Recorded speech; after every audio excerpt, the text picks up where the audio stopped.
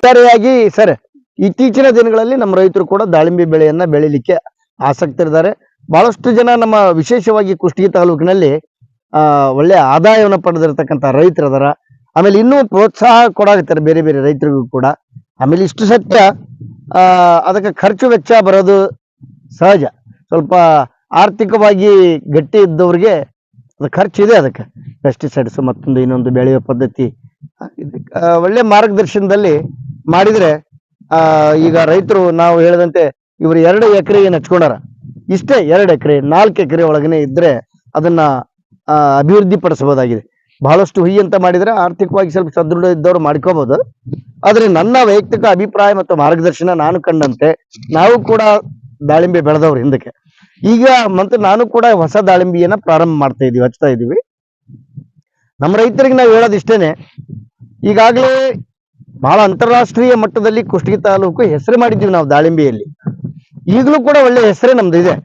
ಅದು ರೋಗ ಬಂದು ಪೂರ ಸಂಪೂರ್ಣವಾಗಿ ಬೆಳೆ ನಾಶ ಆಗಿರ್ತಕ್ಕಂಥದ್ದು ಮತ್ತು ನಷ್ಟ ಆಗಿರ್ತಕ್ಕಂಥದ್ದು ನಾವು ನೋಡಿದೀವಿ. ಬಹಳ ಮಂದಿ ರೈತರು ತೆಗೆದ್ರು. ಆದ್ರೆ ಇತ್ತೀಚಿನ 2-3 ವರ್ಷಗಳಲ್ಲಿ ಅತಿ ಹೆಚ್ಚು ಪ್ರದೇಶ ವಿಸ್ತರಣೆ ಆಗ್ತಾ ಇದೆ.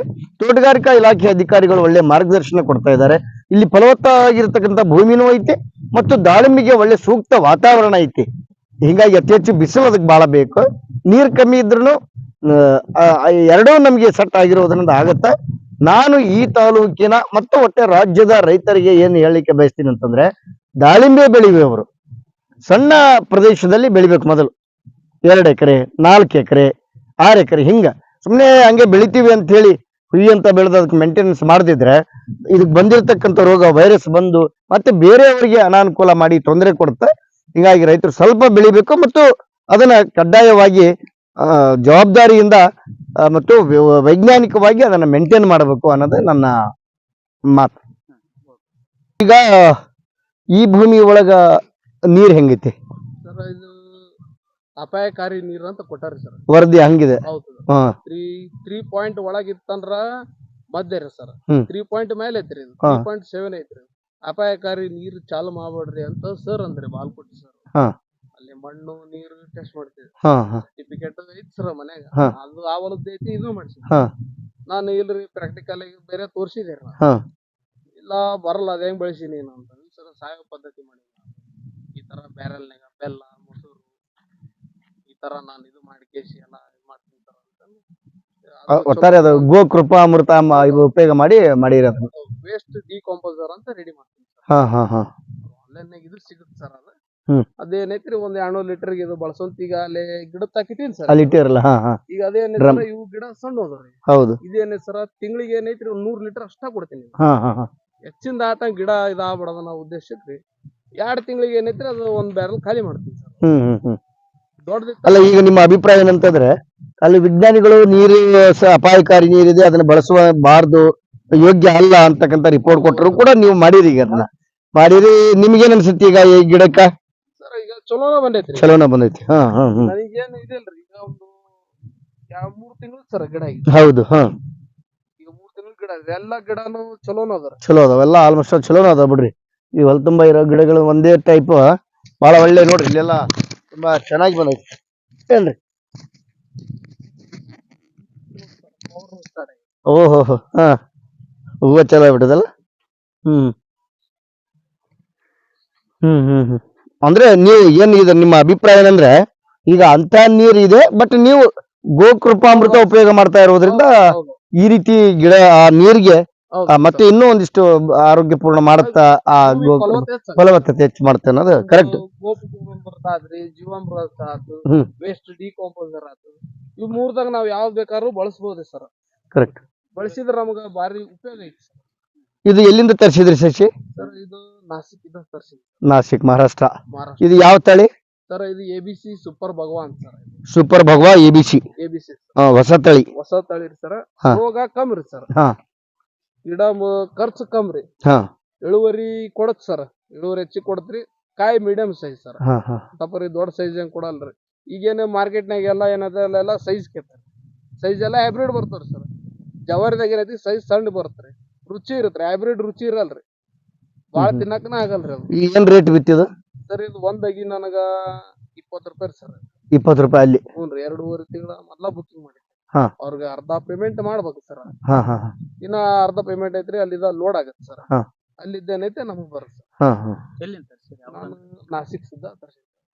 ಅಲ್ಲಿಂದ ಮತ್ತೆ ಇಲ್ಲಿ ಬರಕ ಎಲ್ಲಾ ಖರ್ಚು ಗಿಡದ ರೇಟು ಎಲ್ಲ ಸೇರಿ ಎಷ್ಟಾಯ್ತು ಸರ್ ಒಂದಾಗಿ ನನಗ 33 ರಿಂದ 35 ರೂಪಾಯಿ ಬಿದ್ದ 35 ರೂಪಾಯಿ ಇಲ್ಲಿ ಒಂದ್ ಗಿಡದಿಂದ ಒಂದ್ ಗಿಡಕ್ಕೆ ಎಷ್ಟು ಅಂತರ ಏನೈತ್ರಿ ಇದು? ಸರ್. ಗಿಡದಿದ್ದ ಗಿಡ 8 ಹಚ್ಚಿಲ್ಲ.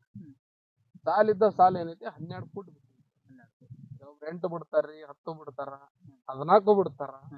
ನಂದು 12 ಸಾಲ್ ಬಿಟ್ಟಿನಿ ಸರ್. 12 ಫುಟ್ ಬಿಟ್ಟಿನಿ. ಈಗ ಎಷ್ಟು ದಿನಕ್ಕ ಇದು ಪ್ರಾರಂಭ ಮಾಡಬಹುದು? ಇದು ನಾನು ಬಿಟ್ಟನೆ ಅಂದ್ರೆ 1 ವರ್ಷಕ್ಕೂ ಬಿಡ್ಬೋದು ಸರ್. ಹೌದಾ? ಹಾ. ಅದ್ರ ಗಿಡ ತಡಿಬೇಕ್ರಿ. ಹೌದು. ಕಾಯಿ ತಡಿಬೇಕು, ಬಡ್ಡಿ ಬೆಳಿಬೇಕ್ರಿ. ಈಗ ಎಷ್ಟು ದಿನದಿದೆ ಇದು? ಸರ್ ಇದು ಒಂದು 2.5 ರಿಂದ 3 ತಿಂಗಳದ್ದು ಐತಿ. 3 ತಿಂಗಳು. 3 ತಿಂಗಳದ್ದು ಐತಿ ಸರ್. ಹ್ಮ್ ನಾ ಇನ್ನ ಯಾವ್ದು ಸ್ಪ್ರೇ ಮಾಡಿಲ್ಲ ಸರ್ ಇದುವರೆಗೂ. ಹಾ ಹಾ ಹಾ ನಾ ಬಾಳ ಸೆಗಣಿ ಗೊಬ್ಬರ ಅಷ್ಟ ಕೊಟ್ಟಿನಿ ಸರ್. ಅಷ್ಟಿಗೆ ಅವಾಗ ಹಚ್ಚುವಾಗ. ಹಚ್ಚೋಗ್ರಿ. ಈ ಮತ್ತೇನಿಲ್ರಿ ಏನೈತಿ ಎಲ್ಲ ನಾನು ಈ 3 ತಿಂಗಳದೊಳಗ ಈ ಗೋಕೃಪಾಮೃತ ಎಷ್ಟು ಸರಿ ಬೆಳೆಸಿರಿ ಇದಕ್ಕ? ಸರ್ ನಾನು 2 ರಿಂದ 3 ಸಲ ಕೊಟ್ಟಿನಿ. ಕೊಟ್ಟಿರಲ್ಲ? ಡ್ರಿಪ್ನಾಗ ಕೊಟ್ಬಿಡ್ತೀರಿ? ಡ್ರಿಪ್ನಾಗ್ರಿ 4 ಸಲ ಕೊಟ್ಟಿನಿ ಸರ್. ಹಾ ಹಾ ಹಾ ಕೊಡ್ಬೇಕು ಸರ್. ಇನ್ನೊಂದ್ 8 ದಿವಸನೇ ಮತ್ತ ಕೊಡ್ತೀನಿ. ಕೊಡ್ತೀವಿ. ಒಳ್ಳೇದು. ರೆಡಿ ಆಗತೈತಿ ಸರ್. ಅಂದ್ರೆ ಇಲ್ಲಿ ಸ್ಪಷ್ಟವಾಗಿ ಇದನ್ನ ನೀವು 100% ಇದನ್ನ ಒಪ್ತೀರಾ? ಏನಂತಂದ್ರೆ ಈಗ ನಿಮ್ದು ಭೂಮಿ ಒಳ್ಳೆ ಭೂಮಿ ಇದು, ಬಟ್ ನೀರು ಯೋಗ್ಯ ಅಲ್ಲ ಸಸ್ಯಗಳಿಗೆ, ಈ ತೋಟಗಾರಿಕಾ ಬೆಳೆಗಳಿಗೆ ಅಂತ ವರದಿ ಇದೆ ವಿಜ್ಞಾನಿಗಳಿಂದ. ಆದ್ರೆ ನೀವು ಅದೇ ನೀರನ್ನ ಬಳಸ್ತಾ ಇದ್ದೀರಿ. ಅದರ ಜೊತೆಗೆ ಗೋಕೃಪಾ ಅಮೃತ ಬಳಸ್ತಾ ಇರೋದ್ರಿಂದ ಈ ರೀತಿಯ ಗಿಡ ಆರೋಗ್ಯಪೂರ್ಣವಾಗಿ ಬೆಳೆದಿದೆ ಅನ್ನೋದು ನಿಮ್ಮ ವಾದ. ಇದು 100ಕ್ಕೆ 100 ಸತ್ಯ. ಒಳ್ಳೇದು. ಅದ್ರಿಂದ ಭೂಮಿನೂ ಆ ನೀರಿಂದ ಬೆಳ್ಳಗ ಒಂಥರ ಕೆಮಿಕಲ್ ಗಿಸರ್ ಬರುತ್ತೆ. ಹೌದು, ಡಸ್ಟ್ ಪೌಡರ್ ಬೆಳೆದು ಇಲ್ಲಿ ಬಂದಿದೆಯಲ್ಲ, ಇದೆಯಲ್ಲ ಇಲ್ಲಿ ಆ ನೀರಿಂದ ಇದು ವೈಟ್. ನಾನು 3 ದಿನ ಆಯ್ತು ಸರ್ ನೀರ್ ಕೊಟ್ಟು. ಹಾ ಹಾ ಹಾ ಹ್ಮ್ ನೀರು ಜಾಸ್ತಿ ಬೇಕಾಗಿಲ್ರಿ ಬೆಳಿಗ್ಗೆ. ಹೌದು ಬಹಳ ಕಮ್ಮಿ ರೀ. ಹೌದು. ದಾಳಿಂಬಿಗೆ ಸ್ವಲ್ಪ ಹೆಚ್ಚೇನು ಬೇಕಾಗಿಲ್ಲ ನೀವ್ ಹೇಳ್ದಂಗೆ. ಹೆಚ್ಚೇನು ಬೇಕಾಗಿಲ್ಲ ಸರ್. ಹ್ಮ್ ಈಗ ನಾ 3 ದಿನ ಆಯ್ತು ಸರ್ ನೀರ್ ಕೊಟ್ಟು. ಇನ್ನಾದ್ರೂ ಇಷ್ಟು ಹಸಿ ಐತಿ ಸರ್. ಇನ್ನೊಂದು 2-3 ದಿನವರೆಗೂ ನಡೀತೈತೆ ಸರ್. ನಾನು ಇದಕ್ಕೆ ನೀರ್ ಕೊಡಲ್ರಿ ಸರ್. ಒಂದು 15-20 ನಿಮಿಷ ಅಷ್ಟೇ ಸರ್ ನೀರು. ಹೆಚ್ಚಿಗೆ ಕೊಟ್ಟ ನಂತರ ಅದು ಬೇರೆ ಕೊಳೆ ರೋಗ ಅಂತ ಬಂದ್ಬಿಡುತ್ತೆ ಸರ್. ಹಣ್ಣು ಕಾಯಿ ಬಿಡೋ ಟೈಮಿಗೆ ಡೈಲಿ ಏನೈತು ನೀರ್ ಅವ ಕೊಡ್ಬೋದು ಸರ್. ಒಂದ್ 4-3 ತಾಸು ಕೊಡ್ಬೋದು. ಈಗ ಸ್ವಲ್ಪ ಇದು ಚಳಿಗಾಲನೂ ಇರೋದ್ರಿಂದ ನೀರ್ ಬಾಳ ಕಮ್ಮಿ ರೀ. ಕಮ್ಮಿ. ಅಲ್ಲ ಇದು ಈಗಿನ ಕಾಲದೊಳಗ್ರಿ ದಾಳಂಬ್ರಿ ಹಣ್ಣ್ ಬೆಳೆದ್ರೆ ಬರೀ ಅದು ಎಣ್ಣೆ ಹೊಡಿಬೇಕು, ಆಮೇಲೆ ಅದಕ್ಕೆ ಯಾವ್ದೋ ರೋಗ ಬಂದ್ಬಿಡುತ್ತೆ ಅಂತ ಸಮಸ್ಯೆ ಕಾಡುತ್ತಲ್ಲ. ಮತ್ತ ಅಂತದ್ರೊಳಗೆ ನೀವು ಈಗ ದಾಳಂಬಿ ಬೆಳೆಯಕತ್ತಿರಲ್ಲ ಸರ್, ಅದು ನೀವ್ ಹೇಳಿದ್ದು ಮಾತು ನಿಜ ಸರ್. ಅದು 2009ರಲ್ಲಿ ಆಗಿದ್ದು ಸರ್. ಅದು ಈಗೇನೆ ಸರ್ ನಮ್ಮ ಕರ್ನಾಟಕದಲ್ಲಿ ಸುಮಾರು 3.5 ಕೋಟಿ ಅಷ್ಟು ದಾಳಂಬ್ರಿ ಹಚ್ಚಾರ ಸರ್. ಎಕರೆ 3.5 ಕೋಟಿ ಹಂಗ? 3.5 ಕೋಟಿ ಅಂದ್ರ ಸರ್ ಅಲ್ಲ, ಏನ್ 3.5 ಕೋಟಿ ಹಚ್ಚಾರಿ ಸರ್. 3.5 ಕರ್ನಾಟಕದಾಗ ಅಷ್ಟೇ ರೀ. ಜನರು